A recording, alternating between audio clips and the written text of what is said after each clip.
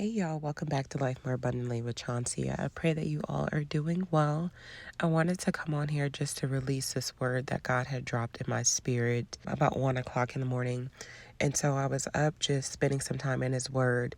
And he began to give me revelation regarding John chapter 10, verse 3 and 4, and then also verse 16. And it reads, "The gatekeeper opens the gate for him, and the sheep recognize his voice and come to him.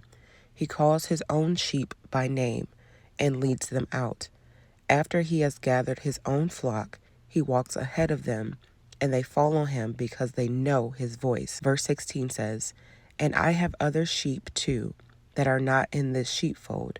I must bring them also. They will listen to my voice, and there will be one flock with one shepherd." Early yesterday evening, I remember the Lord showing me the word return, and it just stood out amongst everything in the room. And I knew that God was speaking something regarding this word. I didn't know exactly what in the moment, but I knew that he was speaking, so I took note of it. As I was spending time last night, he began to unfold to me what he was saying regarding this one word, and I wrote down what he was speaking. He said, "There is a great gathering.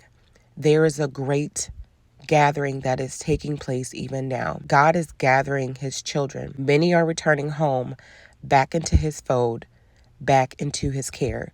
There is an appointed time in which he will send out a word, and it will hit the heart of his sons, and it will hit the heart of his daughters, and they will receive it because their soul recognizes his voice. They are his sheep, and he is their shepherd, regardless of where they have been, regardless of how long they have been there, and regardless of how they even got there.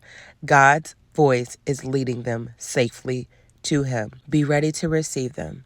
Be ready to receive that child you've been praying for. Be ready to receive that husband you've been praying for, that wife you've been praying for, that family member, that loved one, that coworker, whoever it is. God is saying, my sheep are coming in.